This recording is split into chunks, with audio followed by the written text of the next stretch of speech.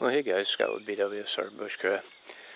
Oh, I got 2 days off in a row, so while the weather is mild, not so hot, not so humid, I thought I'd not only do a little work in the garden today, just try to get all that stuff finished so I can get a cover crop. I'd do a little more work on this ATV that I picked up a while back. So what this is a 1995 Polaris 300 4x4. I've got all the plastic and everything. I've already tore all that down, cleaned it. This whole area was just caked with grease. I've already put on new brake calipers and pads. I have busted down the wheels, painted the rims, got those back on, lubed the hubs. So it's just been kind of sitting here for a while because I just haven't had any time to work on it. I took off the exhaust system, I don't know, a couple weeks ago. I got the exhaust manifold and then the header. I already got that painted with VHT paint. And then I'm working on the pipe. Today what I did this morning, just before I go into town and get a bunch of things done, took this carburetor off. Took off the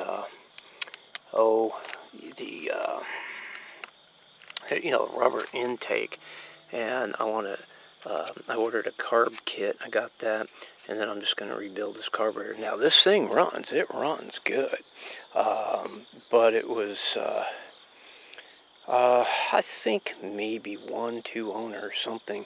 It's not abused. It was just used. That's all it was. Kind of on a on the ranch farm type thing, back and forth, and they never did anything with it. I got a new belt. I got new everything finally. I had to take one of the right brake line off and get that thing cleaned. I got the fan hooked up by a switch because there's a sensor right back here on the head, and the thing's supposed to kick on at like 260 or something, but out here I like it manual. I got the fan blade hooked on there, but somehow the thing's not, I don't know, it's a keyway, it's round and has a square, and the blade just kind of came loose, so I got to get that fixed. I degreased this whole thing. I mean, it was just terrible. I mean, you couldn't see none of this. It has an oil injection system in it because it's a little 2-stroke one-lunger, and I think 288 cc or something like that. It's strong, runs good. Just really needs a little TLC and some cleaning up. Show you here. You got your drive and your driven. It's got old chain. This isn't hooked up. This is for your 4-wheel. I did find on eBay all the sprockets and chains. This is your rear brake. I mean, this thing's toast. It's not even working. So I gotta figure something out on that. But you got the gearbox. It's got the chain down in there for the front drive, but there's no 4-wheel drive because somebody took the chain off for some reason. It's got that on-demand thing on it. It's kind of cool actually. Kind of in the sun here. So I wanted to get out here early while I had a little bit of light before getting into town. But you press this button and it kicks it into 4-wheel drive. You got to have a battery for it though, but there's no chain to make the drive. That's your intermittent chain. This is your final drive, intermittent, and then your front drive. But like I say, I got all the sprockets, I got all the chains. I get this, I got an ultrasonic cleaner coming, and hopefully I can recondition this rear maybe caliper. We'll see. I just replaced the front calipers. But yeah, got the pull start. It runs strong. Transmission works well. I'm just having a heck of a time getting this bolt out of here, man. I'm telling you, where is that stupid thing? Right there. man, I don't know, am I doing it right here? I don't know if you can see it. Yeah, right there. I don't know whether that's a 20 millimeter or what, but that thing is just not coming out of there. Looks like it has a brand new starter in it when they, they put a brand new starter in it before they sold it. I've been putting bolt buster juice on that thing, trying to get it out, and what a pain. You got the transmission gearbox. Lo and behold, I got the owner's manual and the shop manual through a local dealership. I was pretty surprised, man, and delighted to find it. There's a wealth of information in a lot of the rebuild. But yeah, a 95, and it's got a, I trip on myself here. It's got the high, the low, and the reverse, and what kind of give you another shot of this thing. So look at this little gearbox, or little transfer.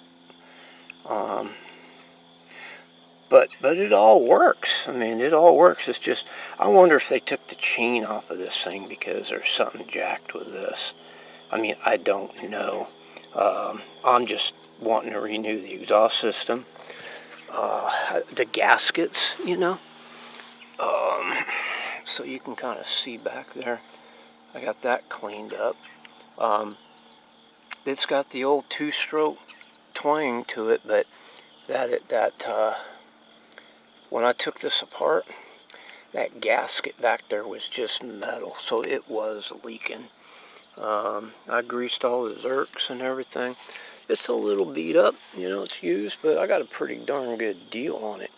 The reason I got it is it's the closest thing I got to a tractor out here, on just this little piece of property. And I've been toting everything around on the lawn tractor, man, and this dirt and the garden stuff and soil, that stuff's heavy.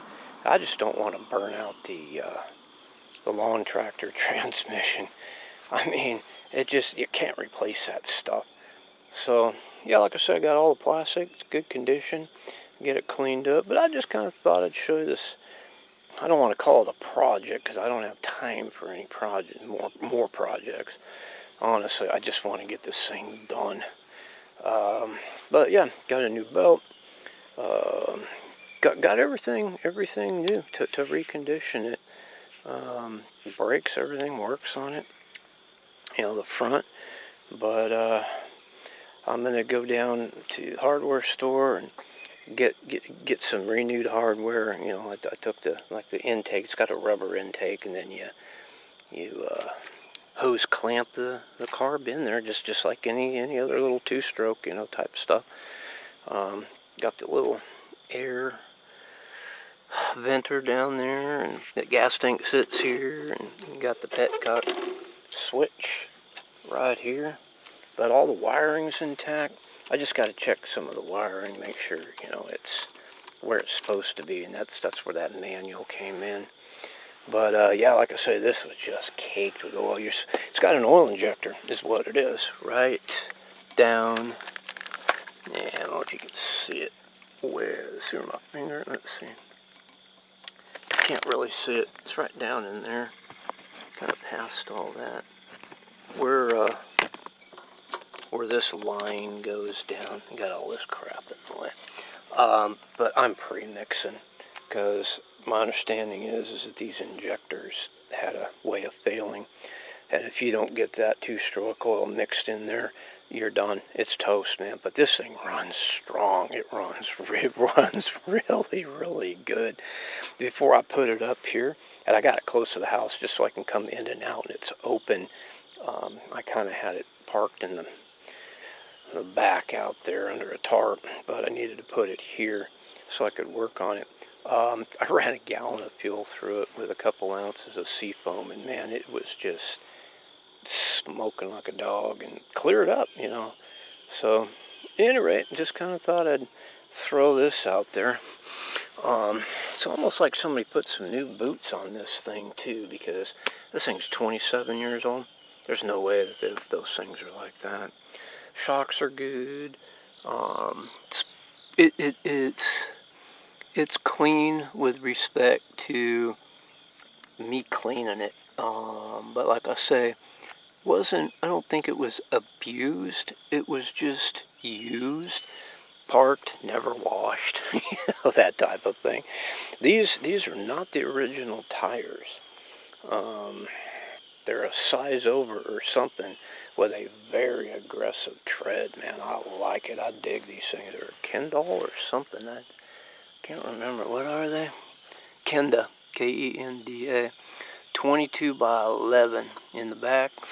And then Kenda in the front. What are these things? I don't know. 22 by 9.